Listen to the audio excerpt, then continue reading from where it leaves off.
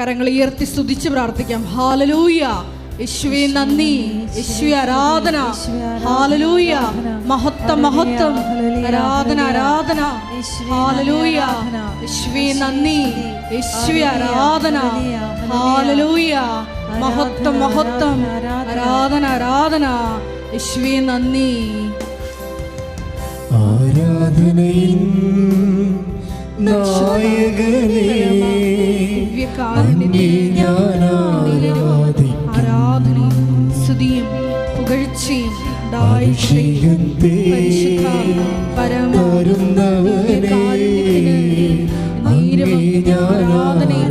സ്തുതിയും പുകഴ്ചയും ഉണ്ടായിരിക്കട്ടെ. പരിശുദ്ധ ദിവ്യകാരുണ്യത്തിന് സ്തുതിയും പുകഴ്ചയും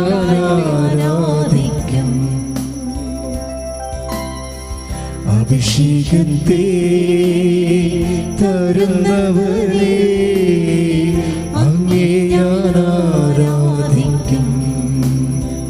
കരങ്ങൾ വീശി ഹല്ലേലൂയ ഹല്ലേലൂയ ഹല്ലേലൂയ ആമേൻ.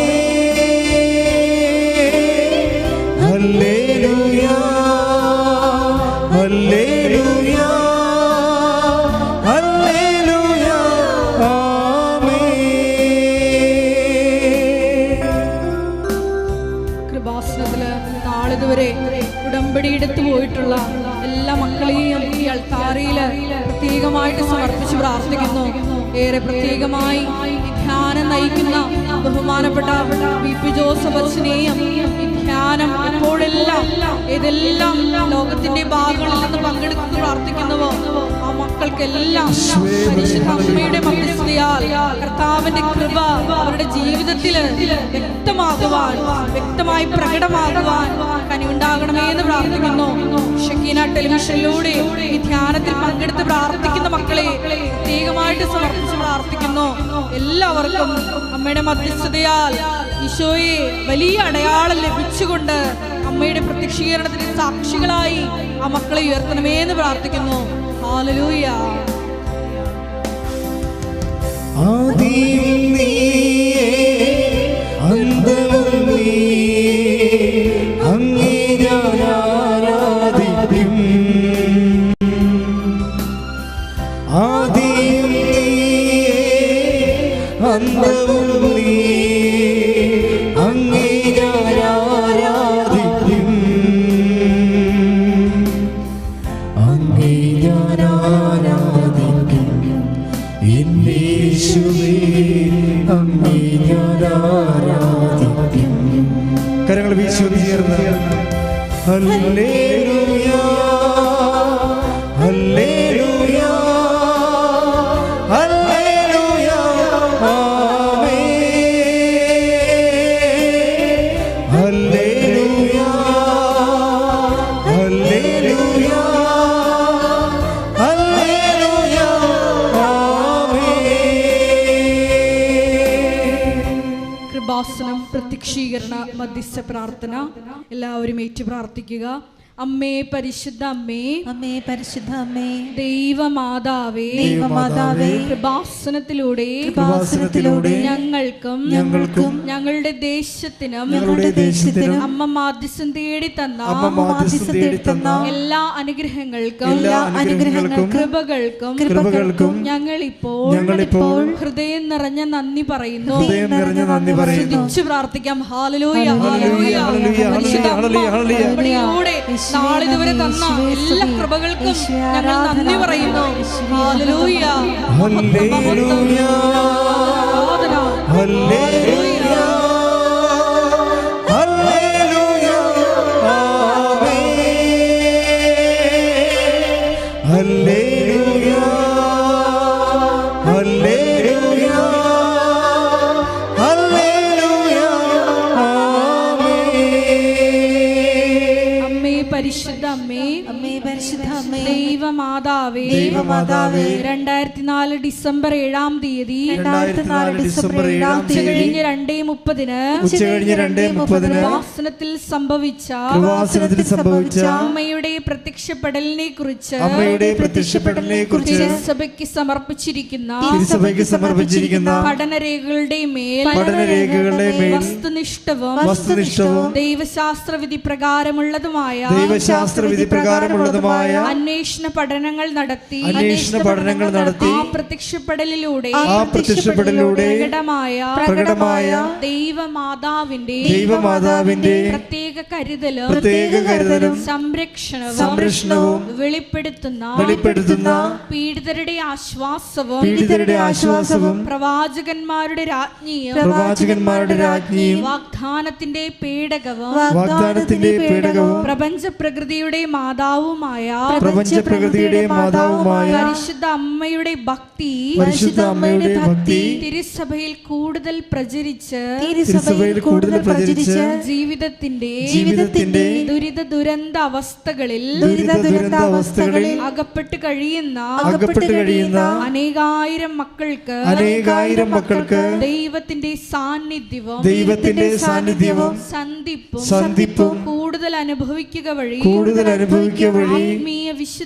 ആത്മീയ വിശുദ്ധിയും ദൈവശക്തിയും കൈവരിക്കുവാൻ ഞങ്ങളുടെ കുടുംബങ്ങളെ ഇടയാക്കണമേ. അമ്മേ പരിശുദ്ധ അമ്മേ, ഭൂസ്വർലോകങ്ങളുടെ രാജ്ഞിയായ അങ്ങയ്ക്ക് ഭൗമ സംരക്ഷണത്തിനായി പ്രപഞ്ച പ്രകൃതിയെ തന്നെ തിരുസഭ പ്രതിഷ്ഠിക്കുവാൻ ഈ പ്രത്യക്ഷീകരണം വഴി ഇടയാക്കണമേ. പരിശുദ്ധ അമ്മേ, ജപമാല മാതാവേ, സകല കൃപാസനം പ്രാർത്ഥനകളോടും ചേർത്ത് ഞങ്ങളിപ്പോൾ പ്രാർത്ഥിക്കുന്ന ഈ സമൂഹത്തിന്റെ പ്രത്യേക നിയോഗങ്ങളും മൗനമായി നമ്മളെ വിഷമിപ്പിക്കുന്ന നമ്മുടെ ജീവിത വിഷയങ്ങൾ പരിശുദ്ധ അമ്മയുടെ മധ്യസ്ഥയിൽ ദിവ്യകാരുണ്യ സന്നിധിയിൽ സമർപ്പിച്ച് പ്രാർത്ഥിക്കാം.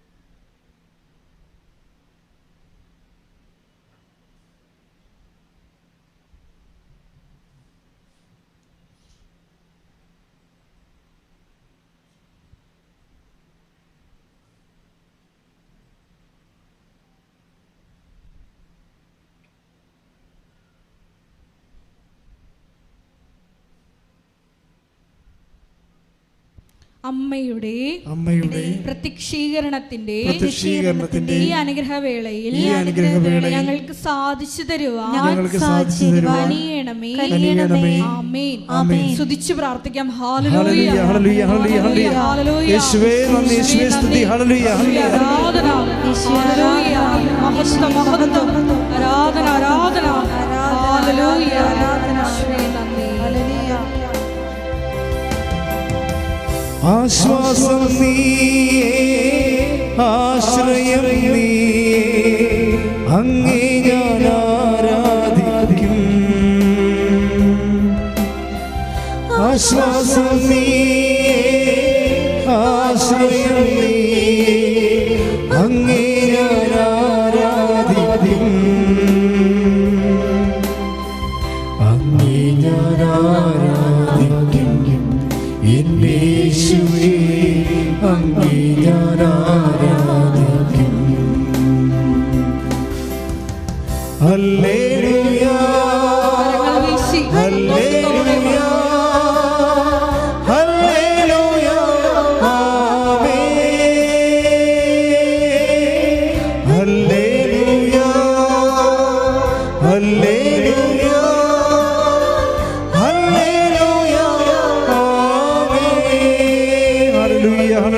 ഹല്ലേലൂയ ഹല്ലേലൂയ യേശുവേ നന്ദി യേശുവേ സ്തുതി ഹല്ലേലൂയ ഹല്ലേലൂയ ഹല്ലേലൂയ ഹല്ലേലൂയ യേശുവേ ആരാധന ആരാധന ആരാധന ഹല്ലേലൂയ ഹല്ലേലൂയ ഹല്ലേലൂയ യേശുവേ നന്ദി യേശുവേ സ്തുതി ഹല്ലേലൂയ ഹല്ലേലൂയ ഹല്ലേലൂയ ഹല്ലേലൂയ ആരാധന ആരാധന ആരാധന ഹല്ലേലൂയ ഹല്ലേലൂയ യേശുവേ നന്ദി.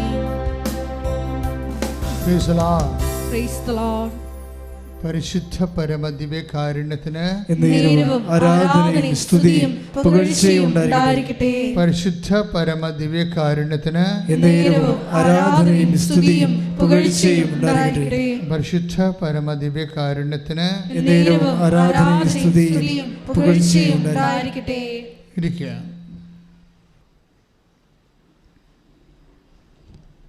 എൻ്റെ ദൈവത്തിലെ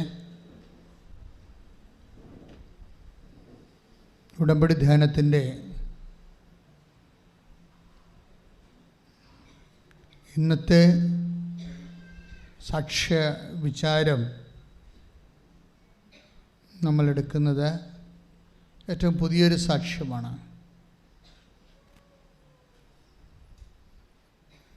വൈക്കത്തുള്ള അനിത താമരാക്ഷൻ്റെ സാക്ഷ്യം. അതാണിപ്പോൾ ഭയങ്കര സ്പീഡായി ആൾക്കാരെ കൂടുതൽ പേര് കണ്ട് പ്രാർത്ഥിച്ചുകൊണ്ടിരിക്കുന്ന ഒരു സാക്ഷ്യമാണ്. അതിൻ്റെ താഴെയുള്ള കമൻസുകളെല്ലാം സാക്ഷ്യത്തിൻ്റെ ഉള്ളിലെ സാക്ഷ്യമായി, ടെസ്റ്റിമണി വിത്തിൻ ടെസ്റ്റിമണിയായി അനേകരിലേക്ക് കർത്ത സാന്നിധ്യം കടന്നു ചേരണതാണ്. നിങ്ങൾ ആ സാക്ഷ്യം കേൾക്കാത്തവരുണ്ടെങ്കിൽ ഈ ദിവസങ്ങളിൽ അത് കേൾക്കണമെന്ന് പ്രത്യേകം അഭ്യർത്ഥിക്കുക. ആ സാക്ഷ്യത്തിൻ്റെ എന്താണ് അതിൻ്റെ ഉടമ്പടിയുടെ പെർസ്പെക്റ്റീവിൽ ആ സാക്ഷ്യം ഒരു പുനർവായനയ്ക്ക് വെക്കാൻ കാരണമെന്ന് വെച്ച് കഴിഞ്ഞാൽ, ഇവർ ഗ്രൗണ്ട് സീറോ മൈനസിൽ നിൽക്കുന്ന ഒരാളാണ്. എന്ന് വെച്ച് കഴിഞ്ഞാൽ പ്രളയം വന്ന് അവരുടെ വീടെല്ലാം നഷ്ടപ്പെട്ടെ. പ്രളയം വന്ന് വീടെല്ലാം പോയി. പിന്നെ ഇപ്പം താമസിക്കുന്നത് ടർപ്പോള വലിച്ച് കെട്ടിയ ഒറ്റമുറി വീട്ടിൽ അമ്മയും 3 മക്കളും രോഗിയായിരുന്ന ഒരപ്പനുമായിട്ട്. രോഗിയല്ല അദ്ദേഹം വാഹനം ഇടിച്ച് അപകടപ്പെട്ട് ബ്രെയിൻ ഡാമേജ് വന്ന ആളാണ്. അപ്പോൾ എനിക്ക് ഒരു വ്യക്തിയുടെ തകർച്ച പനിത ചോദിക്കുന്നത് അത് ഭയങ്കര ഹൃദയസ്പർശിയാണ്. ചില ഭർത്താവിൻ്റെ ഓർമ്മ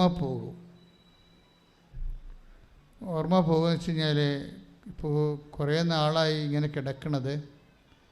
ഇപ്പോൾ ബന്ധുക്കളും സ്വന്തപ്പെട്ടവരൊക്കെ ഉള്ളവരാണ്, അവർ ശരിക്കും സഹായിക്കുന്ന ബന്ധുക്കൾ തന്നെയാണ്. പക്ഷെ നമുക്കറിയാമല്ലോ, നമുക്ക് എന്തെങ്കിലും സംഭവിച്ചാൽ എല്ലാവരും ആദ്യ സമയത്ത് എല്ലാവരും ഉണ്ടാവും. അത് കഴിഞ്ഞ് ഒരു കൊല്ലമൊക്കെ എല്ലാവരും ഒരുപോലെയൊക്കെ അതിന് ഉണ്ടാകും. പക്ഷെ പിന്നെ എല്ലാവരും അവരവരുടെ ഉത്തരവാദിത്തങ്ങളിലേക്ക് പതുക്കെ പോകും. ചിലപ്പോൾ വിളിച്ചു പോലും ചോദിക്കാത്ത രീതിയിൽ അങ്ങനെ അവർ പറയുന്നുണ്ട്. ഞാനിങ്ങനെ സമൂഹത്തിലും വീട്ടിലും ഒക്കെ ബന്ധങ്ങളുമൊക്കെ ഒറ്റപ്പെട്ട് ഉൾവലിഞ്ഞു പോയെന്ന് പറയും. ഇപ്പോൾ ഒരു വ്യക്തി ഇങ്ങനെ പടിപടിയായിട്ട് തളർന്നും തകർന്നുമൊക്കെ പോകുന്ന അവസ്ഥകൾ. ഉടമ്പടി അവരെങ്ങനെയാണ് ഇങ്ങനെ അതുപോലെ തന്നെ ഉയർത്തിക്കൊണ്ട് വരുന്നതെന്ന് നമ്മൾ ഈ ധ്യാനത്തിലൂടെ പരിശോധിക്കുക. ഏറ്റവും അവസാനം സംഭവിച്ചത്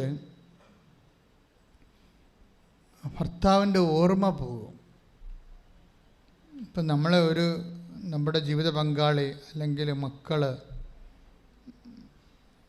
നമ്മൾ ശുശ്രൂഷിക്കുമ്പോൾ അവർക്ക് നമ്മളെ ശുശ്രൂഷിക്കുമ്പോൾ നമ്മളെ ശുശ്രൂഷിക്കാൻ വേണ്ടി അവശേഷിക്കുന്ന ഒരു ഉത്തേജനം എന്ന് പറയുന്നത്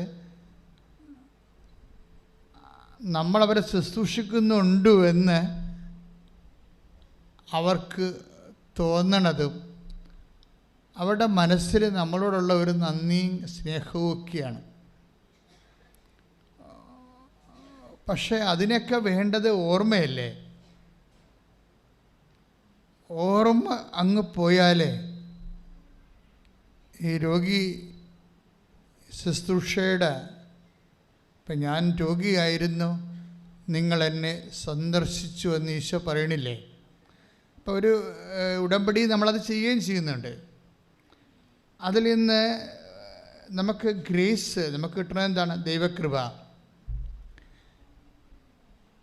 അത് ദൈവകൃപ നമുക്ക് ലഭിക്കാൻ വേണ്ടി ഈശോ നൽകിയിട്ടുള്ള ഹോംവർക്കിലെ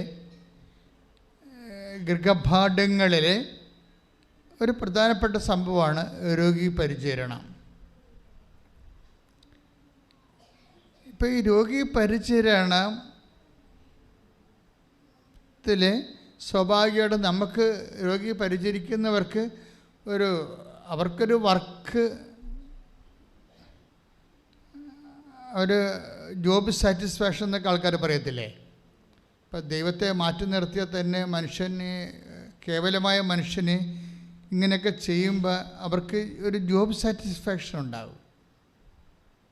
പക്ഷേ നമ്മൾ ആർക്ക് വേണ്ടിയാണ് ജോലി ചെയ്യണത്? അവർക്ക് ഓർമ്മയെങ്കിലും വേണം. കുറഞ്ഞ പക്ഷം ഒരു ഓർമ്മയും ഇല്ല എന്നുണ്ടെങ്കിൽ നമുക്കൊരു റിട്ടേൺസ് ഒന്നും ഇല്ല എൻ്റെ അടുത്തുനിന്ന്, അല്ലേ? അവളത് പറയുന്നുണ്ടാകും. അവൾ പറയുന്നത്, അതായത് ഞാൻ പ്രാർത്ഥനയൊക്കെ നിർത്തിയിട്ട് കുറേ കാലമായി, ആരോട് പ്രാർത്ഥിക്കാനാണ്? ചങ്ക തകർന്ന് ഇങ്ങനെയൊക്കെ പറയണത് നമ്മൾ കേൾക്കാം ആ സാക്ഷ്യത്തിൽ. ഞാൻ ആരോട് പ്രാർത്ഥിക്കാനാണ്? സൃഷ്ടിച്ചവൻ തന്നെ എന്നോട് എൻ്റെ ഈ അവസ്ഥ കണ്ടിട്ടും എനിക്ക് ഒരു കരകയറ്റമില്ലാത്തപ്പോൾ ഞാൻ പിന്നെ ആരോട് പ്രാർത്ഥിക്കാനാണ്? അങ്ങനെ ഒരു മാനസികാവസ്ഥയിൽ നിന്നുകൊണ്ടാണ് ഈ ഭർത്താവിൻ്റെ ഓർമ്മ വരെ പോണത്. അപ്പോൾ പറയണത്, എനിക്ക് മാനസിക രോഗമായെന്ന് തോന്നണമെന്ന് പറയും. കാര്യം എന്താണ്? ഈ ഓർമ്മയില്ലാത്ത ആളുടെ പ്രാഥമിക കാര്യങ്ങൾ അയാൾക്ക് ഓർമ്മയില്ലല്ലോ. അപ്പോൾ പ്രാഥമിക കാര്യങ്ങളൊക്കെ കൺട്രോളില്ലാതെ പോയിക്കൊണ്ടിരിക്കും. എന്നാൽ നമ്മളതൊരു വൈഫ് എന്ന രീതിയിൽ ദൈവത്തെ നിർത്തിയ ഒരു ശുശ്രൂഷ അതെല്ലാം നമ്മൾ നിർവഹിക്കുമ്പോൾ ആ വ്യക്തിക്ക് ഓർമ്മയില്ലെങ്കിൽ പിന്നെ അതും ഇല്ലല്ലോ.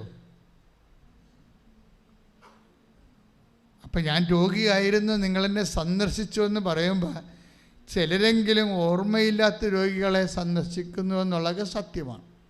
നമുക്കതിൽ നിന്ന് ഒരു റിട്ടേൺസുമില്ല. അതുകൊണ്ടാണ് ഞാൻ രോഗിയായിരുന്നു എന്ന് ഈശോ പറയണത്. നിൻ്റെ ഭർത്താവ് രോഗിയാണെന്ന് പറയരുതെന്ന്, ഇല്ലേ? അതാണ് take the word of God. ശ്രുതികട ഹല്ലേലൂയ. ഹല്ലേലൂയ ഹല്ലേലൂയ. യേശുവേ നന്ദി, യേശുവേ സ്തുതി. ഹല്ലേലൂയ ഹല്ലേലൂയ. യേശുവേ ആരാധന ആരാധന ആരാധന ആരാധന. ഹല്ലേലൂയ ഹല്ലേലൂയ ഹല്ലേലൂയ. കരയല്ലേ തളരല്ലേ, നെഞ്ചൊന്നു നീരിടല്ലേ, നിന്നെ കാണാൻ നിന്നെ കേൾക്കാൻ നാഥനുണ്ടിവിടെ, ആരാധിച്ചിടാം. പരിശുദ്ധ പരമദിവ്യകാരുണ്യത്തിന് ആരാധനയും സ്തുതിയും പുകഴ്ചയും ഉണ്ടാകട്ടെ. മത്തായി 25:36. ഞാൻ രോഗിയായിരുന്നു, നിങ്ങൾ എന്നെ സന്ദർശിച്ചു. മത്തായി ശ്രീകാരുടെ സുവിശേഷമാണ് 25-ാം അധ്യായം 36-ാമത്തെ വചനം. എന്താ പറയണത്? ഞാൻ രോഗിയായിരുന്നു. അപ്പോൾ അവളുടെ ഭർത്താവ് രോഗിയായിരുന്നു, അല്ല നിങ്ങളുടെ മകൻ രോഗിയായിരുന്നു എന്നല്ല. ഇവരെ രോഗികളിലെ നമ്മൾ മക്കളെയാണ് അല്ല ഭർത്താവിനെയാണ് കാണുന്നതെങ്കിൽ ഒരു ടൈം ആകുമ്പോൾ നമുക്ക് ബോറടിക്കുകയും റിട്ടേൺ കിട്ടാത്ത കാരണം നമ്മൾ മാനസിക രോഗികളായി മാറുകയും ചെയ്യും. അപ്പം ആരെയെങ്കിലും ശുശ്രൂഷിക്കുന്നുണ്ട് ഉടമ്പടിയുടെ വെളിച്ചത്തിലെങ്കിൽ നിങ്ങൾ ശ്രദ്ധിക്കേണ്ട കാര്യം ഈ 25-36 എന്താണ്? ആ രോഗിയെ X4Y നമ്മൾ ശുശ്രൂഷിക്കുന്നവരെ ആരായിട്ട് കാണണം? നീ സ്നേഹിക്കുന്ന നിനക്ക് വേണ്ടി മരിച്ച യേശു ക്രിസ്തുവായിട്ട് കാണണം. കൈയടിച്ച് കർത്താവിനെ സ്തുതിക്കുന്നു. കാരുണ്യ പ്രവർത്തികൾ ചെയ്യുമ്പോൾ എന്നെ കണ്ടത് ചെയ്യുവാൻ, നിന്റെ നാമമഹത്വത്തിനായി അത് ചെയ്യുവാൻ ഞങ്ങളെ അഭിഷേകം ചെയ്യണമേ. Hallelujah hallelujah. തളരല്ലേ, നെഞ്ചൊന്നു നീറിടല്ലേ, നിന്നെ കാണാ നിന്നെ കേൾക്കാ നാഥനുണ്ടിവിടെ, ആരാധിച്ചിടാ.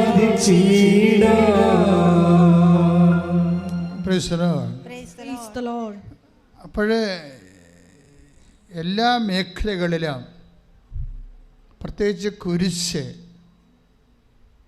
ആയിട്ട് നമുക്ക് തോന്നുന്ന മേഖലകളെല്ലാം ആ കുരിശോടുകൂടെ ക്രൂശിക്കപ്പെട്ടവനെ കാണണമെന്നാണ് സുവിശേഷം. എവിടെയെങ്കിലും കുരിശുണ്ടെങ്കിൽ കുരിശിൻ്റെ കൂടെ ആര് കാണണം? ക്രൂശിക്കപ്പെട്ടവനെ കൂടി കാണണം. അത് കർത്താവിന് വേണ്ടിയാണ് ആ കുരിശ് കാണേണ്ടത്.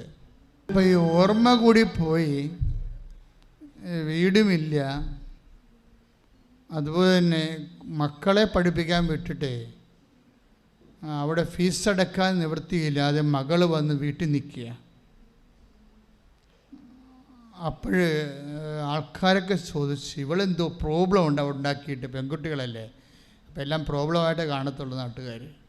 ഇവളവിടെ എന്തോ പ്രോബ്ലം ഉണ്ടാക്കിയിട്ട് വന്ന് നിൽക്കുകയാണെന്ന്. പക്ഷേ ആൾക്കാരോട് പറയാൻ പറ്റുമോ? ഫീസ് അവിടെ കൊടുക്കാൻ പറ്റാത്ത കാരണം ഇറക്കി വിട്ടിരിക്കുകയാണെന്ന്. ഒരു അമ്മ മനസ്സനുഭവിക്കുന്ന വ്യത്യസ്തമായ കാലാവസ്ഥകൾ എന്തിനാണ് നിങ്ങളോട് ഞാൻ പറയണത്? എനിക്കറിയാം പലരുടെയും അവസ്ഥ ഇതുപോലെയോ ഇതിനേക്കാൾ താഴ്ന്നതോ ആണ്. ഇതിത്തിരി കൂടിയതാണെന്ന് പറയാൻ കാരണം ഈ സഹിക്കാൻ പറ്റാത്ത ഒരവസ്ഥയിൽ ഇവളെടുക്കുന്ന ഒരു തീരുമാനം പറയുന്നുണ്ട്. ഞങ്ങളെ കൂട്ടത്തോടെ ആത്മഹത്യ ചെയ്യാൻ തീരുമാനിച്ചെന്ന് സെപ്റ്റംബർ 2-ാം തീയതി ഡേറ്റൊക്കെ പറയുന്നുണ്ട്. അപ്പോൾ അവർ വിഷമൊക്കെ വാങ്ങിച്ച് വെച്ചു. അപ്പോൾ അവരുടെ ഒരു ഞാൻ എങ്ങനെ അച്ചായന് എങ്ങനെ ഞാൻ വിഷം കൊടുക്കും? അതാണ് പ്രശ്നം. കുഞ്ഞുങ്ങളെല്ലാം കഴിക്കാൻ തയ്യാറായി. ഒക്കെ കുഞ്ഞുങ്ങൾ വരെ കഴിക്കാൻ തയ്യാറായെന്ന് പറയുമ്പോൾ ആ കുടുംബത്തിൻ്റെ എന്തുമാത്രം സഹിക്കാനാവാത്ത അവസ്ഥയാണ്. ഉടമ്പടി എത്രയോ മനോഹരമാണെന്ന് പറയാൻ കാരണം അതാണ്. അതായത് കുഞ്ഞുങ്ങളോട് അമ്മ ഇങ്ങനെ ഒരു അവസ്ഥ ചെല്ലാൻ കാരണം ഇവർ 7 ലക്ഷം രൂപ, പാവപ്പെട്ടവരല്ലേ, 7 ലക്ഷം രൂപയ്ക്ക് ശരിക്കും പറഞ്ഞാൽ 7 കോടി രൂപയുടെ കടമുള്ളവരുടെ അവസ്ഥയാണ് അവർക്കുള്ളത്. അപ്പം പലരും കടക്കാർ വിളിച്ച് ഭർത്താവിനെ മരണത്തിൽ നിന്ന് രക്ഷപ്പെടുത്താൻ വേണ്ടി കണ്ടപാട്ടിൽ നിന്നൊക്കെ ഒരു കടം മേടിച്ച പലിശക്ക് അവരൊക്കെ ഇതിൻ്റെ ഇടയ്ക്ക് ഇവരെ വിളിക്കുന്നുണ്ട്. മകൾ വന്ന് വീട്ടിൽ നിൽക്കണുണ്ട്. അപ്പോൾ ഇങ്ങനെ വിളിക്കുമ്പോൾ അവർ അസഭ്യമൊക്കെ പറയും ഫോണിൽ. അപ്പോൾ ഇവരുടെ കണ്ണറിയാണ്ട് നിറഞ്ഞ് കണ്ണീര് താഴെ വീഴുമ്പോൾ മക്കളുടെ ആത്മവിശ്വാസം പോകും. കാര്യം അവർക്കെല്ലാം ഒരു അഭയമായിരുന്നത്. പല അഗ്നി പരീക്ഷകളിലൂടെ പോകുമ്പോഴും അമ്മയാണ് അവരുടെ അഭയം. അതിൻ്റെ തനിത പറയുന്നുണ്ട്. എൻ്റെ ബന്ധുക്കൾ വിലയും നിലയൊക്കെ ഉള്ളവരാണ്, പക്ഷെ എൻ്റെ മക്കളെ ഞാൻ അവരെടുത്ത് വിട്ടിട്ടില്ല. കാരണം അവർ നാളെ കാലങ്ങളിൽ ഈ ദാനങ്ങൾ സ്വീകരിച്ച് ജീവിക്കുന്ന ഒരവസ്ഥ വന്നാൽ അവർക്ക് അവിടെയൊക്കെ മുമ്പിലൊരു വില പോകും.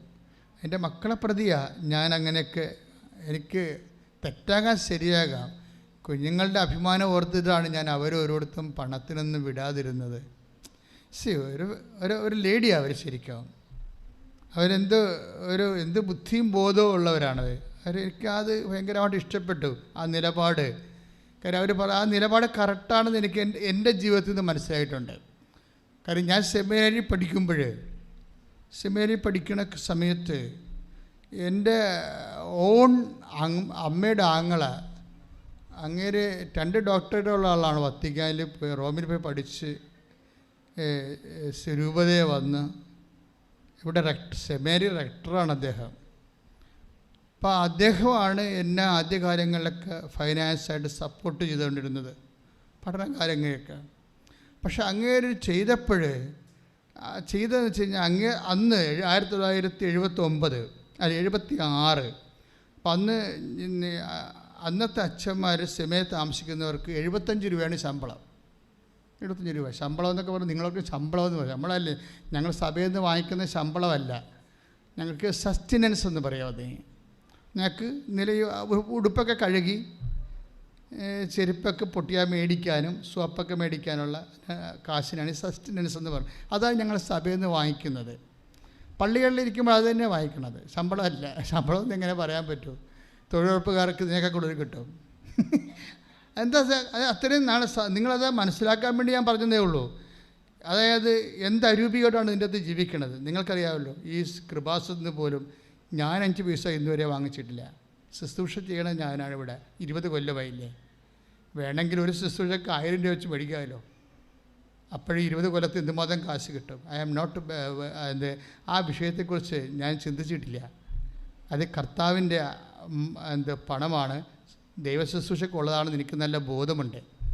പിന്നെ ഇതുപോലെ വല്ല മരുന്ന് അവലൊക്കെ വരുമ്പോൾ അവിടുന്ന് ബില്ല് കൊടുക്കുകയാണെങ്കിൽ അവരത് പേയ്മെൻറ്റ് ചെയ്യും.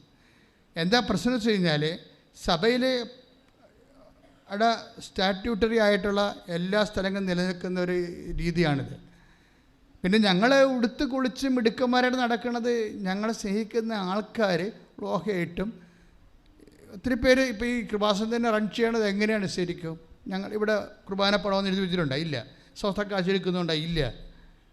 അതേസമയം തന്നെ സംഭാവന എന്ന് എഴുതി വെച്ചിട്ടുണ്ടോ? ഇല്ല.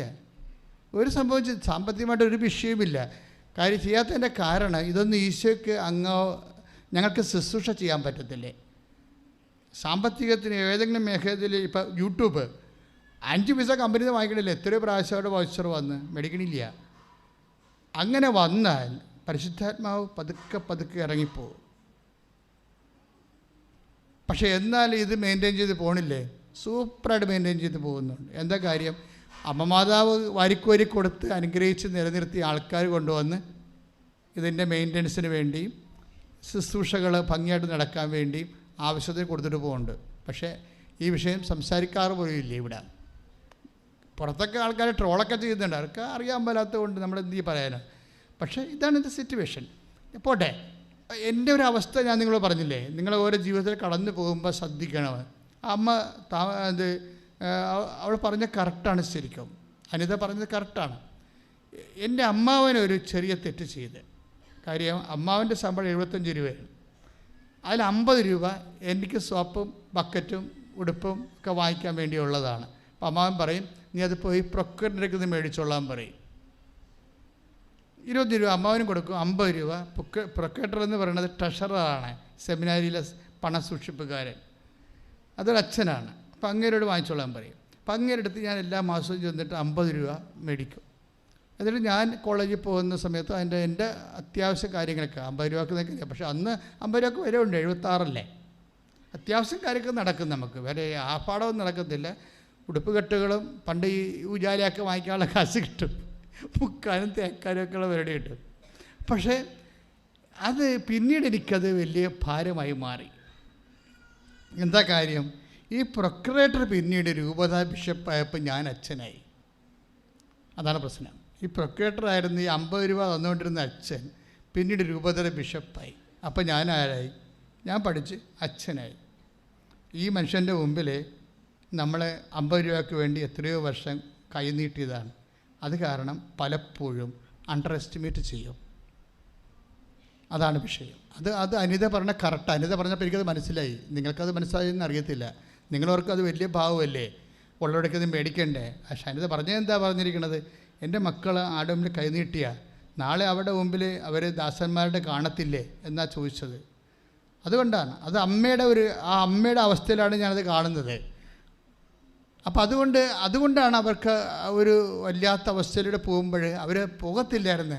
ഈ കടക്കാരെ വിളിച്ച് തോന്നിവാസം പറയണില്ലേ, അപ്പോൾ ഈ മക്കൾക്കെല്ലാം എന്തെല്ലാം അഗ്നി പരീക്ഷകളിലൂടെ പോകുമ്പോഴും ഇവർ ഒറ്റക്ക് നിന്ന് പടപൊരുതി അതിനേക്ക് അതിജീവിച്ച് ഈ കുഞ്ഞുങ്ങളെയും പൊരുന്ന് പരന്ത് വരുമ്പോഴും പാമ്പ് വരുമ്പോഴും ഒക്കെ കൂടെ ചേർത്ത് ചിറകിൽ ചേർത്ത് കൊണ്ടു നടക്കുന്ന അമ്മ ഒരു നിമിഷം ഇങ്ങനെ ഫോൺ എടുക്കുമ്പോൾ കരയണത് കാണാം.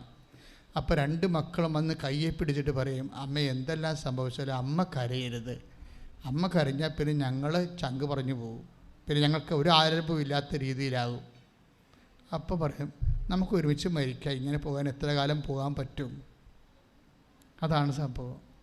അപ്പോൾ അവരങ്ങനെ വിഷമൊക്കെ വാങ്ങിച്ച് വെച്ച് അവർക്ക് അതിൻ്റെ അകത്തൊരു മനസാക്ഷി അവർക്ക് തോന്നണില്ല. കാരണം അവർ അവസ്ഥ അങ്ങനെയായിപ്പോയി. അപ്പോൾ ഈ സെപ്റ്റംബർ 2-ാം തീയതി അപ്പോൾ അവർ എന്നിട്ട് ഈ അമ്മ അനിത മക്കളോട് പറയും, അച്ഛനി എങ്ങനെ കൊടുക്കൂടാ ഞാൻ വിഷമെന്ന് ചോദിക്കും മൂത്ത മകനോട്. അപ്പോൾ അവൻ പറയും, ഞാൻ കൊടുക്കാം അച്ചായനെന്ന് പറയും. അച്ചായൻ കിടപ്പാണല്ലേ, അച്ചായൻ നമ്മളില്ലാതെ അച്ചായൻ ഇങ്ങനെ കിടന്നിട്ട് കാര്യമില്ലല്ല, ഞാൻ കൊടുക്കാമെന്ന് പറയും. അപ്പോൾ ഇവരെങ്ങനെ തീരുമാനിച്ച് പക്ഷേ 2-ാം തീയതി വൈകുന്നേരമായപ്പോൾ അവിടെ മൊബൈലിലേക്ക് ഒരു ലിങ്ക് വരും. എന്താ വരുന്നത്? കൃപാസനത്തിൻ്റെ ഒരു സാക്ഷ്യത്തെ ലിങ്കാണ് വരുന്നത്. നിങ്ങൾ ഓർക്കണം, നിങ്ങളെ സുവിശേഷ വേല ചെയ്യുമ്പോൾ എത്ര ആത്മാക്കൾ രക്ഷപ്പെടുന്നുണ്ടോ. ഞാൻ നിങ്ങളോട് ഷെയർ ചെയ്യാൻ പറയുമ്പോൾ നിങ്ങൾ ഓർക്കും എന്തിനാണ് ഷെയർ ചെയ്യണമെന്ന്. പക്ഷേ ദൈവം നിങ്ങളിലൂടെ പ്രവർത്തിക്കണമെങ്കിൽ നിങ്ങളത് ഷെയർ ചെയ്യുമ്പോഴല്ലേ അറിയത്തുള്ളൂ, അല്ലേ? അപ്പോൾ ഇവർ ഈ ഷെയർ ചെയ്യുമ്പോൾ ഈ ലിങ്ക് എടുത്ത് നോക്കി. അപ്പോൾ മൂത്ത മകനോടനെ ഈ മൂത്ത മകൻ ഞാൻ അപ്പന് വിഷം കൊടുക്കാമെന്ന് പറഞ്ഞവൻ പറയും, അമ്മേ നമുക്കൊന്ന് കൃപാസനത്തിൽ പോയാലാ, ചിലപ്പോൾ ഇതായിരിക്കും അവസാനത്തെ പിടിവള്ളി എന്ന് പറയും. ചിലപ്പോൾ ഇതായിരിക്കും അവസാനത്തെ പിടിവള്ളി, നമ്മുടെ അവസാനത്തെ ഒരു അഭയം. എനിക്കത് കേട്ടപ്പോൾ ഭയങ്കര സന്തോഷം തോന്നി. കാര്യം ഒരു മനുഷ്യൻ്റെ അവസാനത്തെ അഭയകേന്ദ്രമാണ് കൃപാസനമെന്ന് ഒരു മനുഷ്യരെ അനുഭവത്തിൽ നിന്ന് അവർ പറയണ കേൾക്കുമ്പോൾ എന്തൊരു അർത്ഥവത്താണ് നമ്മുടെ ശുശ്രൂഷ നമുക്ക് തോന്നും. ഒന്ന് സ്തുതിക്കട്ടെ മക്കളെ, എല്ലാവരെയും ഓർത്ത്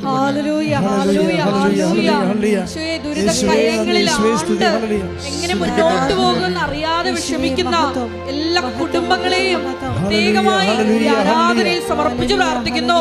ദിവ്യകാരുണ്യത്തിന് നാഥ, ദിവ്യകാരുണ്യ നാഥ, ആ മക്കളെ സന്ധിക്കണമേ എന്ന് പ്രാർത്ഥിക്കുന്നു. ഹല്ലേലൂയ.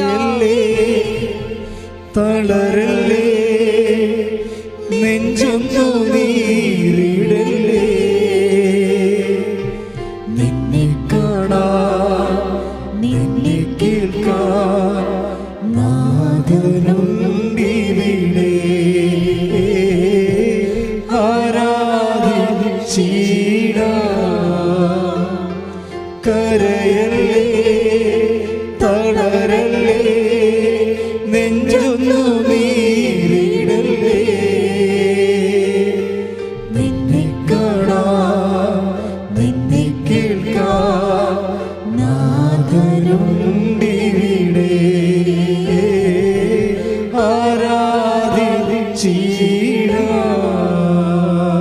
പരിശുദ്ധ പരമ ദിവ്യകാരുണ്യത്തിന് ആരാധനയും സ്തുതിയും പുകഴ്ചയും ഉണ്ടായിരിക്കട്ടെ. അപ്പോൾ പിറ്റേ ദിവസം വന്നിട്ട് അനിയത്തി തന്നെ ഇവരെ വിളിക്കും. ഇവൻ്റെ അനിയത്തി ഇവരെ സഹായിച്ചുകൊണ്ട് പല കാര്യങ്ങളും എങ്ങനെ സഹായിച്ചിട്ട് കടലിൽ കല്ലിടണ പോലെയുള്ള അവസ്ഥയാണ്. അതാണ് അവസ്ഥയെ.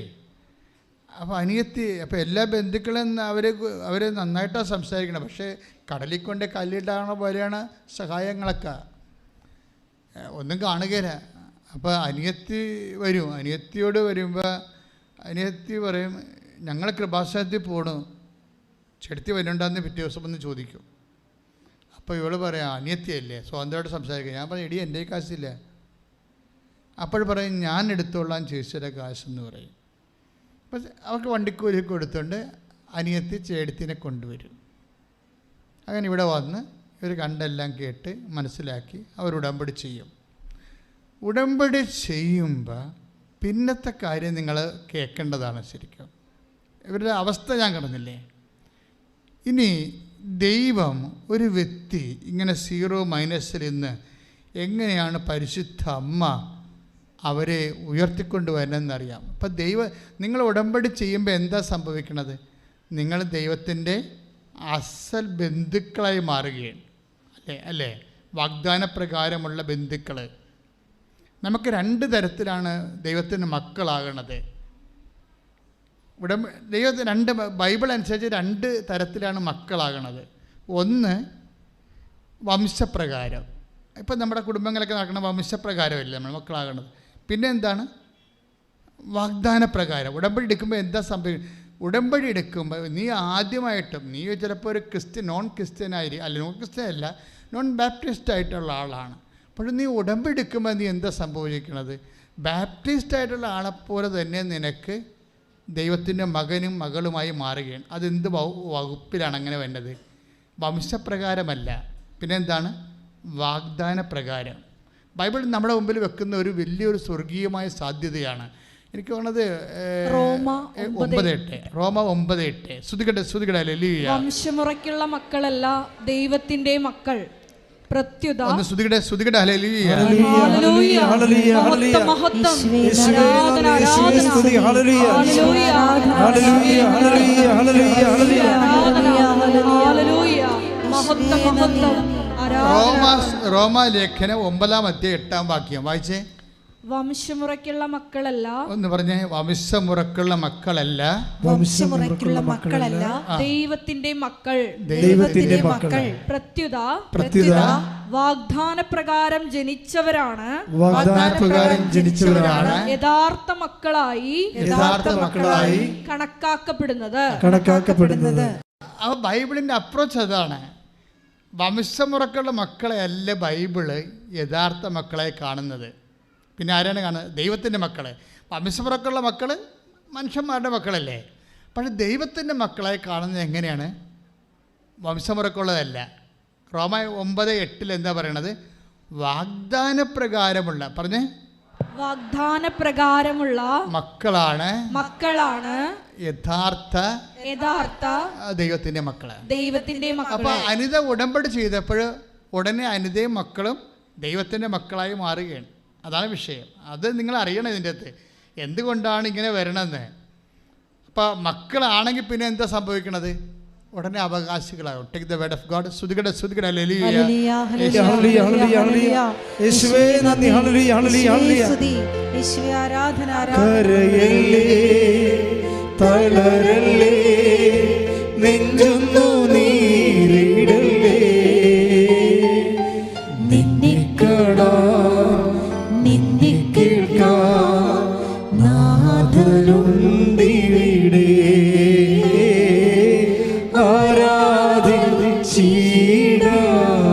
പരിശുദ്ധ പരമ ദിവ്യകാരുണ്യത്തിന് ആരാധനയും സ്തുതിയും പുകഴ്ചയും ഉണ്ടായിരിക്കട്ടെ.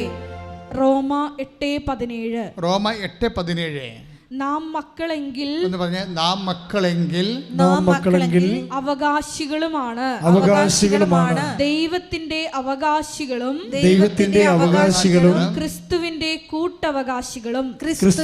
കൂട്ടവകാശികളും. അപ്പൊ റോമ 8:17 എന്താ പറയണത്? നാം മക്കളാണെങ്കിൽ അവകാശികളുമാണ്. കേട്ടാ, അതിൻ്റെ മക്കളും ഉടനെ മക്കളുമായി പിന്നെന്താണ്? അവകാശികളുമായി. പെട്ടെന്നായി സംഭവം നടക്കുന്നത്. ഇത് വിശുദ്ധീകരിക്കുന്ന ഗലാത്യ ലേഖനമാണ്. ഗലാത്യ 4:28. ഗലാത്യ 4:28. സഹോദരങ്ങളെ നമ്മളാകട്ടെ ഇസഹാക്കിനെ പോലെ വാഗ്ദാനത്തിന്റെ മക്കളാണ്. അതായത് വാഗ്ദാന പ്രകാരം വംശമുറക്കുള്ള മക്കളുണ്ട്. പിന്നെന്താണ്? വാഗ്ദാന പ്രകാരമുള്ള മക്കളുണ്ട്. ഉടമ്പടി വാഗ്ദാനത്തിൻ്റെ പ്രാർത്ഥനയാണ്. നീ ഉടമ്പടിയിൽ നമ്മൾ എന്തിനാണ് ഉടമ്പടി ചെയ്യണത്? ദൈവത്തിൻ്റെ വാഗ്ദാനങ്ങൾക്ക് നമുക്ക് അവകാശികളാകാനാണ്. ക്ലിയർ അല്ലേ? ദൈവത്തിൻ്റെ വാഗ്ദാനം എന്തുമാത്രമുണ്ട്?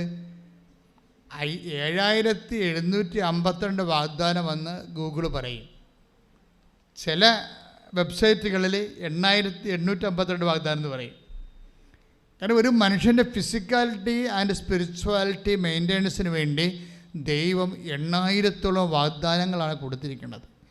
ഈ 8000 വാഗ്ദാനങ്ങൾ അനുദിന ജീവിത ആവശ്യങ്ങളും നിത്യജീവിതത്തിൻ്റെ ആവശ്യങ്ങളും നിറഞ്ഞു നിൽക്കുകയാണ്. When we come to the covenant relation, we became heirs of this. നമ്മൾ റൈറ്റ് ഹോൾഡേഴ്സ് ആവും. ഇതിൻ്റെ എന്താണ്? ദൈവത്തിൻ്റെ വാഗ്ദാനങ്ങളുടെ, അതാണ് മക്കളെങ്കിൽ അവകാശികളുമാണ്. പക്ഷെ അവകാശികളും മക്കളുമാക്കുന്നത് എന്താണ്? ഉടമ്പടിയാണ്. ഉടമ്പടി വഴി വാഗ്ദാനങ്ങളിലൂടെയാണ് നമ്മൾ പ്രാപിച്ചുകൊണ്ടാണ് ദൈവത്തിൻ്റെ മക്കളാകുന്നത്. മക്കളാകുമ്പോൾ അവകാശികളുമാകും. അനിത ഉടമ്പടി എടുക്കുമ്പോൾ വാഗ്ദാന പ്രകാരം ദൈവത്തിൻ്റെ മകളുമായി, ആ കുടുംബം മുഴുവൻ ദൈവത്തിൻ്റെ മക്കളായിട്ട് പിന്നെ എന്തായി? ദൈവത്തിൻ്റെ വാഗ്ദാനങ്ങളുടെ അവകാശികളാകും. ഇത് ആദ്യം മുതലുള്ള ഏത് വാഗ്ദാനം എന്ന് ചോദിച്ചു കഴിഞ്ഞാൽ ആദ്യം മുതലേ വാഗ്ദാനം ഉണ്ടാവും. ഇപ്പോൾ ഉൽപ്പത്തി പുസ്തകത്തിൻ്റെ 17:26 ഈ വാഗ്ദാനമുണ്ട്. 17:16 ഉൽപ്പത്തി പുസ്തകം 17:16 എടുത്ത് ശ്രുതികട ഹല്ലേലൂയ ഹല്ലേലൂയ ഹല്ലേലൂയ ഹല്ലേലൂയ ശ്രുതിക്കട്ടെ. ഞാൻ അവളെ അനുഗ്രഹിക്കും എന്ന് പറഞ്ഞ ഞാൻ അവളെ അനുഗ്രഹിക്കും, ഞാൻ അവളെ അനുഗ്രഹിക്കും. അവളിൽ നിന്ന് ഞാൻ നിനക്ക് ഒരു പുത്രനെ തരും. അവളെ ഞാൻ അനുഗ്രഹിക്കും. അവൾ ജനതകളുടെ മാതാവാകും. വാഗ്ദാനം കണ്ട. അതായത് ഇത് ശരിക്കും പറഞ്ഞാൽ ഇസഹാക്കിനെ കുറിച്ച് പറയണതാണ്. പക്ഷേ ഇസഹാക്കിന് സാറാക്കിന് യോജിക്കണില്ല. ഇത് യോജിക്കണത് എന്താ കാര്യം വെച്ച് കഴിഞ്ഞാൽ ജനതകളുടെ മാതാവാകും എന്ന് പറഞ്ഞെങ്കിലും ഒരു കംപ്ലീറ്റ് പൂർണ്ണ മാതാവാകത്തില്ല അവർ. അതെന്താ കാര്യം എന്ന് വെച്ച് കഴിഞ്ഞാൽ അതിനുള്ള കാരണം വെച്ച് കഴിഞ്ഞാൽ ഇവരുടെ ഭാഗത്തുനിന്ന് വന്നിട്ടുള്ള മാനുഷികമായ ന്യൂനതകൾ ഭയങ്കരമാണ്. സാറയുടെ ഭാഗത്തുനിന്നായാലും ശരി. എന്താ കാര്യം എന്ന് വെച്ച് കഴിഞ്ഞാൽ ഇപ്പം നമ്മൾ 17 ഒന്ന് വായിച്ചോളൂ. ജനസിസ് ഉൽപ്പത്തി 17:16 വായിച്ചോളൂ. ഞാൻ അവളെ അനുഗ്രഹിക്കും. അവളിൽ നിന്ന് ഞാൻ നിനക്ക് ഒരു പുത്രനെ തരും. അവളെ ഞാൻ അനുഗ്രഹിക്കും.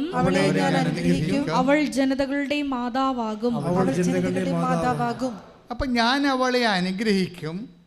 അവളിൽ നിന്ന് ഞാൻ നിനക്കൊരു പുത്രനെ തരും. അവൾ ജനതകളുടെ മാതാവാകും എന്നൊക്കെ പറഞ്ഞാലേ ഇത് പെട്ടെന്ന് മനസ്സിലാകണത് എന്താണെന്നറിയാവുക?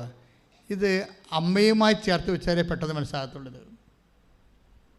മറിയത്തിലൂടെ ദൈവം കൊടുത്തൊരു വാഗ്ദാനമാണിത്. അതറിയണമെങ്കിൽ ജനതകളുടെ മാതാവാകും എന്ന് പറഞ്ഞാൽ, ഇപ്പം ഞാൻ പണ്ടൊരു പള്ളിയിലിരിക്കുമായിരുന്നു. 5 കൊല്ലം അവിടെ വികാരിയായിട്ടിരുന്നു. ആ പള്ളിയുടെ പേര് ദൈവജനമാതാവാണ്. ജനതകളുടെ മാതാവ്. അത് സഭയുടെ ഏറ്റവും വലിയൊരു സങ്കല്പമാണ്. ജനതകളാണ്, അല്ലാതെ ക്രിസ്ത്യൻസിൻ്റെ മാതാവ് എന്നല്ല പറയണത്. ജനതകളുടെ മാതാവാണ്. മനുഷ്യ മക്കളുടെ എല്ലാവരുടെയും മാതാവാണ്. ശ്രുതികട്ടെ ഹല്ലേലൂയ ഹല്ലേലൂയ ഹല്ലേലൂയ ഹല്ലേലൂയ ഹല്ലേലൂയ മാതാവേ, അമ്മയുടെ മക്കൾക്ക് വേണ്ടി, ജനതകൾക്ക് വേണ്ടി, ലോകം മുഴുവനും വേണ്ടി മധ്യസ്ഥ പ്രാർത്ഥിക്കണമേ എന്ന് ഈ ആരാധനയിലൂടെ അടിയങ്ങൾ പ്രാർത്ഥിക്കുന്നു. ആരാധന. ഹല്ലേലൂയ. ഇനി ഇതന്നെ അവളിലൂടെ അവൾ നിനക്കൊരു പുത്രനെ വായിച്ചോളൂ. ശ്രുതികട്ടെ ഹല്ലേലൂയ ഹല്ലേലൂയ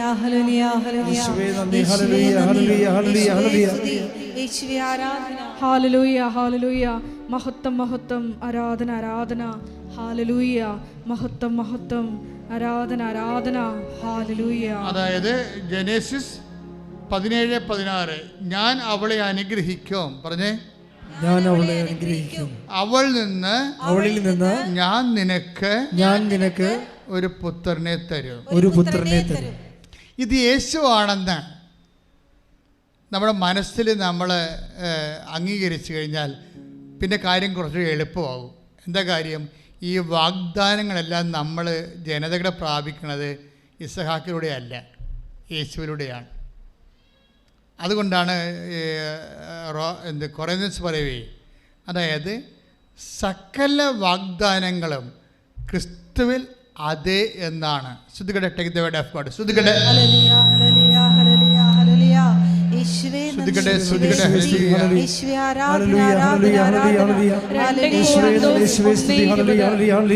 രണ്ട് കൊറിന്ത്യൻസ് 1:20 ദൈവത്തിന്റെ സകല വാഗ്ദാനങ്ങളും പറഞ്ഞ ദൈവത്തിന്റെ സകല വാഗ്ദാനങ്ങളും സകല വാഗ്ദാനങ്ങളും ക്രിസ്തുവിൽ അതേ എന്ന് തന്നെ. ക്രിസ്തുവിൽ അതേ എന്ന് തന്നെ. അതുകൊണ്ട് തന്നെയാണ് ദൈവമഹത്വത്തിന് അവൻ വഴി ഞങ്ങൾ ആമേൻ പറയുന്നത്. അപ്പൊ ഈ രണ്ട് വചനങ്ങൾ ഇപ്പൊ ഇതിന് എന്തിനോട് യോജിക്കേണ്ടത്? ഞാൻ അവളെ അനുഗ്രഹിക്കും. അതായത് ജനേസിസ് 17, ഉൽപ്പത്തി 17:16 കൂടെയാണ് 2 കൊരിന്ത്യസ് 1:20 ചേർത്ത് വെക്കേണ്ടത്. എന്നാൽ മാത്രമേ വാഗ്ദാനത്തിൻ്റെ അർത്ഥം കൃത്യമായിട്ട് മനസ്സിലാകത്തുള്ളൂ. എന്താ കാര്യം വെച്ച് കഴിഞ്ഞാൽ വാഗ്ദാനപ്രകാരമുള്ള സന്തതികളെ പരിശുദ്ധ അമ്മയിലൂടെയാണ് ലോകത്തിന് വരണത്. ഈശോ ആണ് ആദ്യ സന്തതി, പ്രഥമജാതൻ എന്ന് പറയണത്. ഈശോയാണ് വാഗ്ദാനങ്ങളുടെ സാകല്യം. അതുകൊണ്ട് 2 കൊരിന്ത്യൻസ് 1:20 പറയും. എന്താ പറയണത്? സകല വാഗ്ദാനങ്ങളും പറഞ്ഞേ സകല വാഗ്ദാനങ്ങളും ക്രിസ്തുവിൽ അതെ എന്ന് തന്നെയാണ്. അപ്പൊ ദൈവത്തിന്റെ മുഴുവൻ വാഗ്ദാനങ്ങൾ നമുക്ക് ലഭിക്കണത് ആരിൽ നിന്നാണ്? അമ്മയിൽ നിന്ന് പിറന്ന ക്രിസ്തുവിലൂടെയാണ്. അതാണ് എൻ്റെ വിഷയം. ഈ അമ്മയ്ക്ക് അനുഗ്രഹം എങ്ങനെ കിട്ടുന്നതാണ്? അത് ജനേസിസിൽ നിന്ന് കിട്ടുന്നതാണ്. ഞാൻ അവളെ അതായത് ഉൽപ്പത്തി 17:16 നിന്ന്, അതായത് ഞാൻ അവളെ അനുഗ്രഹിക്കും. പറഞ്ഞേ ഞാൻ അവളെ അനുഗ്രഹിക്കും. അവളിൽ നിന്ന് ഞാൻ നിനക്ക് ഒരു പുത്രനെ തരും. അവൾ ജനതകളുടെ മാതാവായിരിക്കും. ഇതൊരു പാരലൽ ടെസ്റ്റ് ആണെന്നാണ് ഞാൻ പറയണത്. കത്തോലിക്ക പ്രബോധനം അല്ല, പക്ഷേ ഇതൊരു പാരലൽ ടെസ്റ്റാണ്. ബൈബിളിൽ എപ്പോഴും ഉണ്ടാകുന്ന വിഷയം ഷാഡോ വേഴ്സ് ഉണ്ടാവും, പാരലൽ ടെസ്റ്റ് ഉണ്ടാവും. പുതിയ നിയമത്തിലെ അഭിഷേക യാഥാർത്ഥ്യങ്ങളും രക്ഷാകര സംഭവങ്ങൾക്കെല്ലാം പാരലൽസ് ഉണ്ടാവും. സമാന്തര സുവിശേഷങ്ങൾ എന്ന് നമ്മൾ പറയുന്ന പോലെ സമാന്തര വചനങ്ങൾ. മാതാവിൻ്റെ മാതൃത്വത്തെ ലോക ജനതയുടെ പൊതുമാതാവായി പരിശുദ്ധ അമ്മയെ സുവിശേഷം ദൈവവചനം പ്രതിഷ്ഠിക്കുന്നതിൻ്റെ ഒരു സമാന്തര ടെസ്റ്റാണിത്. ആ രീതി വായിക്കുമ്പോഴാണ് ഈ 2 കൊരിന്ത്യൻസ് 1:20 എന്താണ്? സകല വാഗ്ദാനങ്ങളും പറഞ്ഞേ സകല വാഗ്ദാനങ്ങളും ക്രിസ്തുവിൽ അതേ എന്നാണ്. അപ്പൊ എന്താ ഉടമ്പടിയിലേക്ക് നമ്മൾ വരുമ്പോൾ നമ്മൾ എന്താ ചെയ്യണത്? വംശമുറക്കുള്ള ഇപ്പൊ 8:9 റോമ 8:9 എന്താ പറയണത്? വംശമുറക്കുള്ള സന്തതി പരമ്പരകളുണ്ടാവും. അതേസമയം തന്നെ വാഗ്ദാനപ്രകാരമുള്ള സന്തതി പരമ്പരകളുണ്ടാകും. സ്വാഭാവികമായിട്ട് മാനുഷികമായി പറഞ്ഞാൽ ബൈ മെറിറ്റ് നമുക്ക് സന്താനം ഉണ്ടാകുന്നത് വംശമുറക്കാണ്. ബൈ ഗ്രേസ് ഉടമ്പടി എന്താ വർക്ക് ചെയ്യണത്? Not by merit but by grace. ഈ നമ്മൾ റോമ 9:8 വായിച്ചേ. ശ്രുതികട്ടെ ഹല്ലേലൂയ. വംശമുറയ്ക്കുള്ള മക്കളല്ല. ഒന്ന് പറഞ്ഞേ. വംശമുറക്കുള്ള മക്കളല്ല, ദൈവത്തിന്റെ മക്കൾ. പ്രത്യുത വാഗ്ദാനപ്രകാരം ജനിച്ചവരാണ് യഥാർത്ഥ മക്കളായി കണക്കാക്കപ്പെടുന്നത്. വാഗ്ദാനപ്രകാരം ജനിച്ച മക്കളാണ് ആര്? ദൈവത്തിന്റെ മക്കള്. ദൈവത്തിന്റെ മക്കളാണ് ദൈവത്തിന്റെ അവകാശികൾ. ഈ മക്കളുടെ പ്രഥമ അവകാശം എന്താണ്? ക്രിസ്തുവാണ്. കാര്യം എന്താണ്? സകല വാഗ്ദാനങ്ങളും ക്രിസ്തുവിലാണ് ആമേൻ പറയണത്. ഈ വചനത്തിൻ്റെ ഈ ലിങ്ക് പോകുന്ന പശ്ചാത്തലത്തിലാണ് നമ്മൾ യോഹന്നാൻ 19:27 വായിച്ചാൽ കുറച്ചുകൂടി ഒരു വെളിച്ചം കിട്ടും നമുക്ക്. യോഹന്നാൻ 19:27 യോഹന്നാൻ 19:27 അനന്തരം അവൻ ആ ശിഷ്യനോട് പറഞ്ഞു. അനന്തരം അവൻ ആ ശിഷ്യനോട് പറഞ്ഞു, ഇതാ നിന്റെ അമ്മ.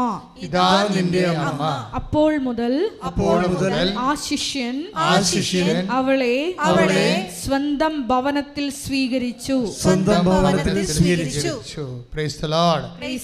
ഇതാണ് അന്ന് മുതലാണ് പുതിയ ജനത ഉണ്ടാകുന്നത്. ക്രിസ്തുവിൽ വിശ്വസിക്കുന്നവരെല്ലാം ദൈവത്തിൻ്റെ എല്ലാ വാഗ്ദാനങ്ങൾക്കും അവകാശികളായി മാറുന്നു. ഞാൻ അവളെ അനുഗ്രഹിക്കും, അവളിൽ നിന്ന് ഞാൻ നിനക്ക് ഒരു പുത്രനെ തരും, അവളെ ഞാൻ അനുഗ്രഹിക്കും, അവൾ ജനതകളുടെ മാതാവാകും. Price the Lord. അവൾ നിന്ന് ജനതകളുടെ രാജാക്കം ഉത്ഭവിക്കും. Praise the Lord. ഹല്ലേലൂയ. ഇതെല്ലാം എബ്രാഹത്തിന് കൊടുക്കുന്ന വാഗ്ദാനങ്ങളാണ്. പക്ഷേ ഇസ്ഹാക്കിലൂടെ അത് നിറവേറണില്ല എന്നുള്ളത് സത്യമായ കാര്യമാണ്. അതുകൊണ്ടാണ് 2 കൊറിന്ത്യൻസ് 1:20 പറയണത് സകല വാഗ്ദാനങ്ങളും നിറവേറണത് ക്രിസ്തുവിലൂടെയാണ്. അതുകൊണ്ടാണ് ക്രിസ്തുവിൻ്റെ അമ്മയാണ് ഇവിടെ അവളെന്ന് പറയുന്നതെന്ന് പാരലൽ ടെസ്റ്റായിട്ട് ഞാൻ പറയാൻ കാരണം. ശ്രദ്ധിക്കട്ടെ. ഹല്ലേലൂയ. യേശുവേ നന്ദി. ഹല്ലേലൂയ ഹല്ലേലൂയ ഹല്ലേലൂയ ഹല്ലേലൂയ ഹല്ലേലൂയ യേശുവേ സ്തുതി. ഹല്ലേലൂയ ഹല്ലേലൂയ ഹല്ലേലൂയ മഹത്വം ആരാധന ആരാധന. പരിശുദ്ധ പരമദിവ്യകാരുണ്യത്തിന് ആരാധനയും സ്തുതിയും പുകഴ്ചയും പരിശുദ്ധ പരമദിവ്യകാരുണ്യത്തിന് ആരാധനയും സ്തുതിയും പുകഴ്ചയും ഉണ്ടായിരിക്കട്ടെ. പരിശുദ്ധ പരമദിവ്യകാരുണ്യത്തിന് ആരാധനയും സ്തുതിയും പുകഴ്ചയും ഉണ്ടായിരിക്കട്ടെ. അതായത് എബ്രാഹത്തിന് കൊടുക്കുന്ന വാഗ്ദാനങ്ങൾക്ക് അതായത് എന്താ പ്രശ്നം വെച്ച് കഴിഞ്ഞാൽ, നമ്മൾ വാഗ്ദാനം കൊടുക്കുമ്പോൾ തന്നെ ചിലപ്പോൾ വാഗ്ദാനത്തിന് ഒരു എന്താണ് ഒരു ഷാർപ്പ് ഷൂട്ട് ചെയ്യുന്ന പോലെ അംബിഗസ് ആയിട്ടിരിക്കും ചില സമയത്ത്. എനിക്കങ്ങനെ തോന്നിയിട്ടുണ്ട്. അതായത് വാഗ്ദാനം പൂർണ്ണമല്ലാതിരുന്നു എന്നുള്ളത്. ഒരു മറിയമാണ് എല്ലാത്തിനെയും പൂർണ്ണമാക്കണത്. എന്താ അങ്ങനെ പറയാൻ കാരണം? ഇപ്പം തന്നെ അനിതയുടെ കാര്യം എടുക്കാം. അനിത ഉടമ്പടി ചെയ്യുമ്പോൾ അനിതയ്ക്ക് എന്താ സംഭവിക്കണത്? പെട്ടെന്നാണ് ടൈം. ഇപ്പോൾ ഇത്രയും നാളിൻ്റെ അനിതയുടെ അവസ്ഥ നിങ്ങൾ കണ്ടില്ലേ. ഇപ്പം എന്താ സംഭവിക്കണം? അനിതയ്ക്ക് വരാൻ പോണത് ഉടമ്പടി എടുത്തോടു കൂടി അവൾ പറയണത് ഉടമ്പടി ചെയ്തതോടുകൂടി എന്തോ എൻ്റെ ജീവിതത്തിൽ സംഭവിക്കാൻ പോകുന്ന പോലെ എനിക്ക് തോന്നാൻ തുടങ്ങിയെന്ന്.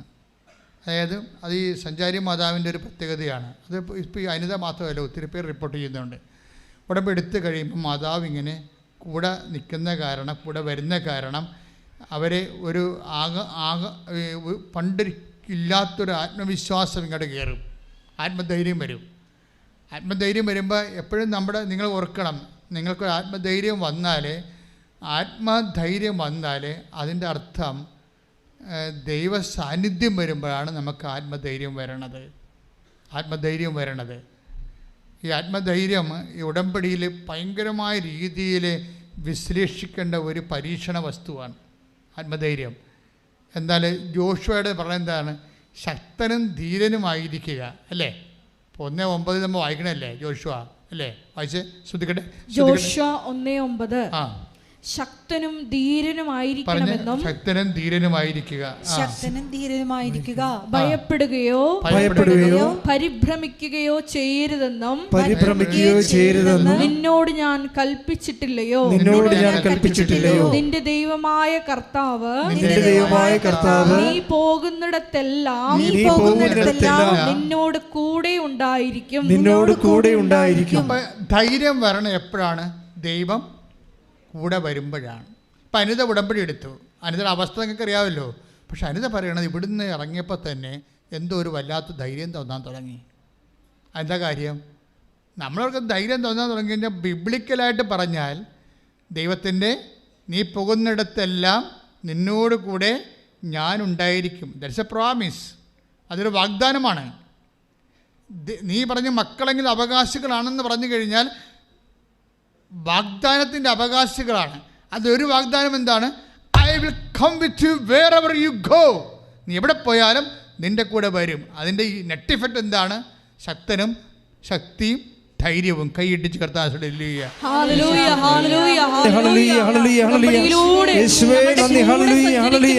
അവിടുത്തെ സാന്നിധ്യത്തിന് ഞങ്ങൾ നന്ദി പറയുന്നു.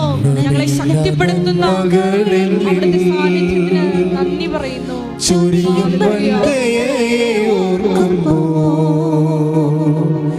നന്ദിയല്ലാതൊന്നുമില്ലപ്പാ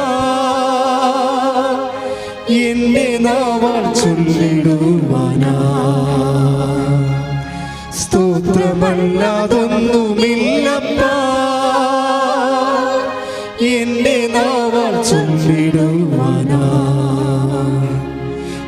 സ്നേഹമോർക്കുമ്പോ വൻ കൃപകളോർക്കുമ്പോ എങ്ങനെ സ്തുതിക്കാതിരുന്നിടും. ആ കരുതലോർക്കുമ്പോ വൻ ത്യാഗമോർക്കുമ്പോ എങ്ങനെ വാഴ്ത്താതിരുന്നിടും. യേശുവേ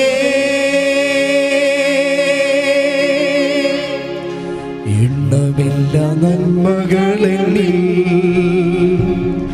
ചൊരിയും നന്മയെ ഓർക്കുമ്പോ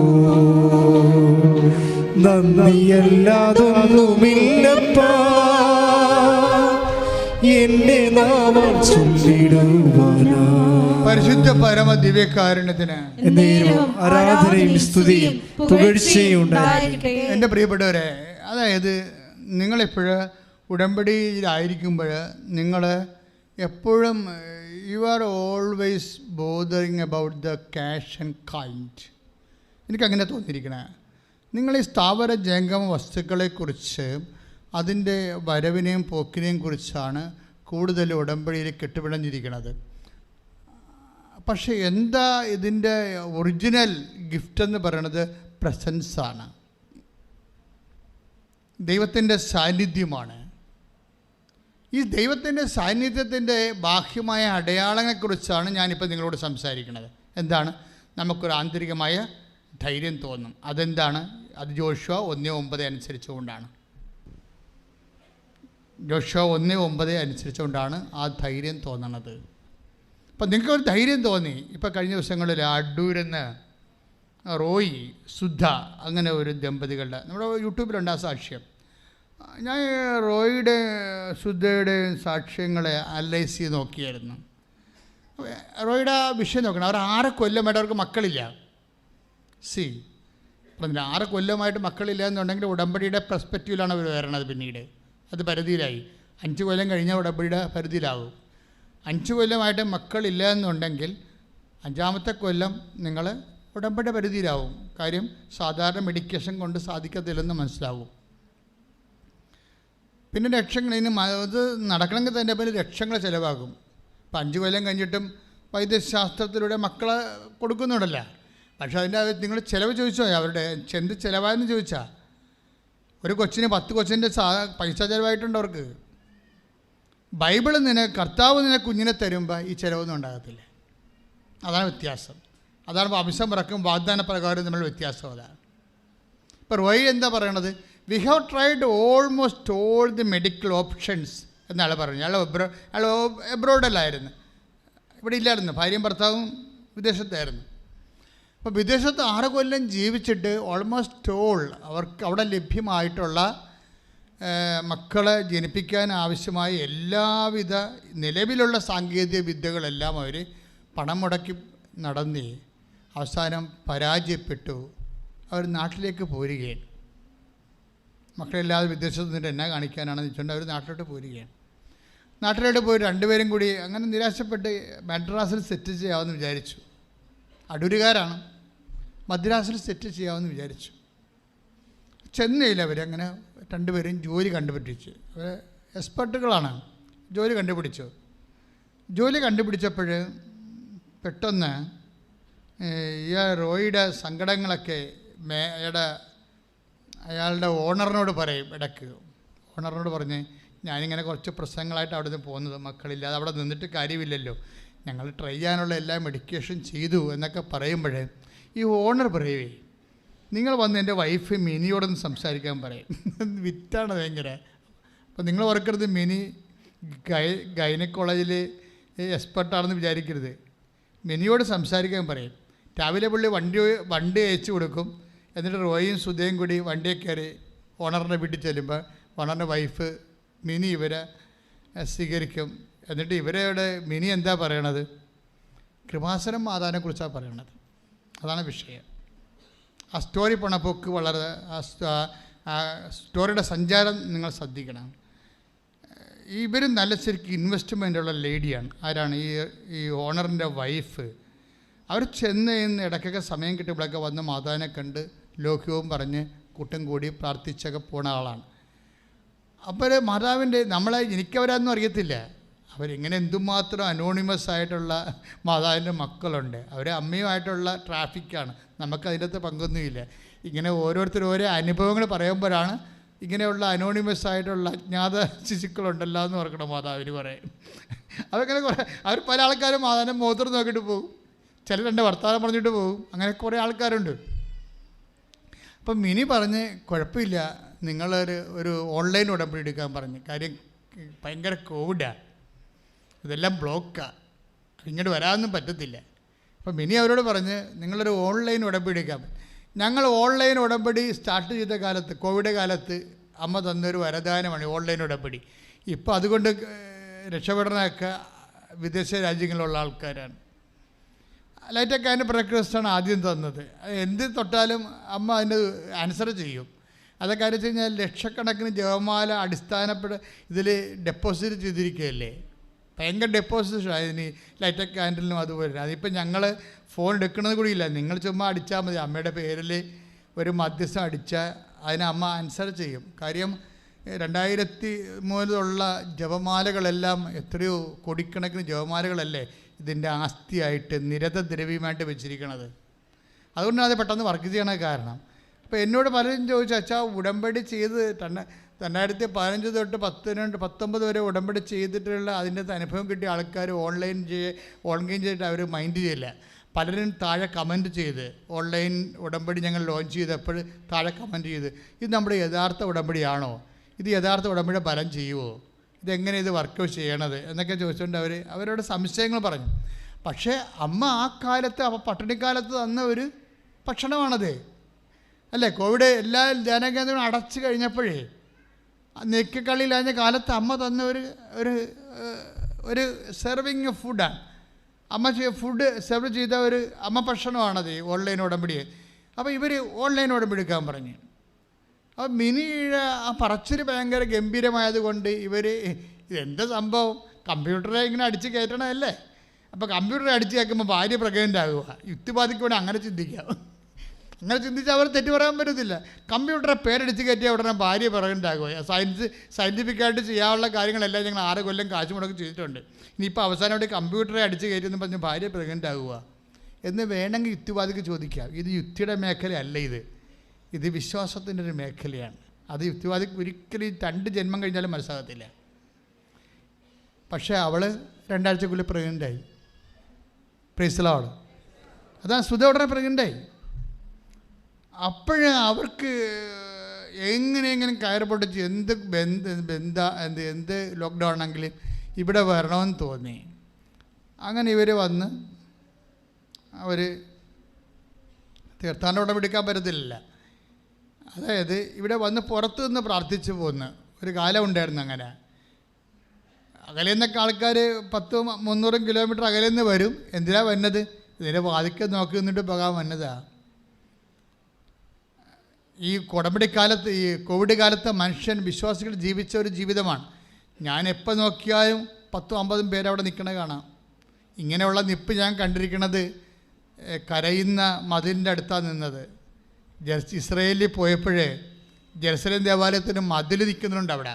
ഇപ്പോഴും അവിടെ യഹൂദന്മാരെല്ലാം വെയിലത്ത് കൊച്ചും കുഞ്ഞും 2 വയസ്സ് തൊട്ട് 10-80 വയസ്സ് വരെയുള്ള ആൾക്കാർ കുടുംബസമേതം ഈ മതിലേൽ ഇങ്ങനെ നോക്കി നിന്നുകൊണ്ട് ആടി സങ്കീർത്തനം പ്രാർത്ഥിക്കുന്നത് ഞാൻ കണ്ടിട്ടുണ്ട്. അതുപോലെയാണ് ഈ കോവിഡ് കാലത്ത് ആൾക്കാർ ഇവിടെ നിന്ന് മണിക്കൂറോളം നിന്ന് പ്രാർത്ഥിച്ചത്. അവസാനം പോലീസ് വരുന്ന അവരെ തല്ലി ഓടിച്ച്, അങ്ങനെയൊക്കെ ചരിത്രം ഉണ്ടായിട്ടുണ്ട്. ഞാൻ അമ്മയോട് പറഞ്ഞു, അമ്മയെ പോലീസ് വന്ന് അമ്മയുടെ മക്കളെ തല്ലിയിട്ടുണ്ടെന്ന് പറഞ്ഞു. അത്രയും ഞാൻ പറഞ്ഞത്. ഞാൻ പോലീസിനെ വിളിച്ച് ചോദിക്കാനൊന്നും പോയില്ല. പക്ഷേ ആ തല്ലിയ പോലീസ് CI തന്നെ 1 മാസം കഴിഞ്ഞപ്പോൾ ഇവിടെ വന്ന് നമ്മളുമായിട്ട് വലിയ ലോക്യവും അടുപ്പമായി പലതരത്തിലുള്ള സഹായങ്ങൾ ചെയ്യാൻ തുടങ്ങി. പിന്നീട് ഞങ്ങൾ, അതാണ് എൻ്റെ അത്. അപ്പം നിങ്ങളെപ്പോഴും ഈ വിഷയങ്ങളെ കൈകാര്യം ചെയ്യുമ്പോൾ മസിൽ ഉപയോഗിക്കാതിരിക്കാൻ money power, muscle power, Marian power. അപ്പം ഞങ്ങൾ മരിയൻ പവറാണ് ഉപയോഗിക്കണത്. ഇപ്പം എന്തെല്ലാം ട്രോളൊക്കെ ഉണ്ട്, ഞങ്ങൾ വല്ല തിരിച്ച് ട്രോൾ ചെയ്യുക, അല്ലെങ്കിൽ നീതീകരിക്കാൻ വരുക. ഒരു പരിപാടിയില്ല. ഇത് ഇപ്പോൾ ചില ട്രോളിൻ്റെ താഴെയൊക്കെ ആൾക്കാർ കമൻറ്റ് ചെയ്യണം, എന്താണ്, പട്ടി കിടത്തി കുരച്ചുകൊണ്ടിരിക്കും, രഥം മുന്നോട്ട് പോയിക്കൊണ്ടിരിക്കുമെന്ന്. അതാണ്, പട്ടി കുരച്ചുകൊണ്ടിരിക്കും, അത് കൃപാസനം അനുഭവിച്ചിട്ടുള്ളവരാണ് തന്നെത്താൻ പറയണതാണ്, തന്നെത്താൻ അടിച്ചു കയറ്റണതാണ് അതിൻ്റെ അകത്ത്. പട്ടി കുരച്ചുകൊണ്ടിരിക്കും, രഥം മുന്നോട്ട് പോയിക്കൊണ്ടിരിക്കും. അത് കറക്റ്റാണ്. എനിക്ക് കേട്ടപ്പോൾ ചിരി വന്നു പോയി. കാര്യം വെച്ചാൽ നമ്മൾ ആ തിരിച്ച് ട്രോളാനൊന്നും പോകത്തില്ല. ഇത് അമ്മയുടെ ഒരു മിഷനാണ്. ഇത് വിജയത്തിൽ എത്തിക്കുന്നവരെ, നീതിയെ വിജയത്തിൽ എത്തിക്കുന്നവരെ ചതഞ്ഞ ഞാങ്കണ ഒടിക്കത്തില്ല, പുകഞ്ഞ തിരി കെടുത്ത്. ഇത് മുന്നോട്ട് തന്നെ അങ്ങോട്ട് പോയിക്കൊണ്ടിരിക്കുമോ. അതെന്താ സംഭവിച്ചു കഴിഞ്ഞാൽ ഈ ജനങ്ങളുടെയൊക്കെ ഒരു വൈബ് നോക്കിയേ. അവരിവിടെ വന്നിട്ട് ഏത് കോവിഡ് ആണെങ്കിലും ശരി, പോലീസിൻ്റെ അടി കൊണ്ടായാലും അടഞ്ഞ കൃപാസനം വാതിലകത്തേക്ക് നോക്കി കണ്ണീരിട്ട് നിൽക്കുന്നൊരു മനുഷ്യൻ. അതാണ് ഇതിൻ്റെ ആസ്തി എന്ന് പറയണത്.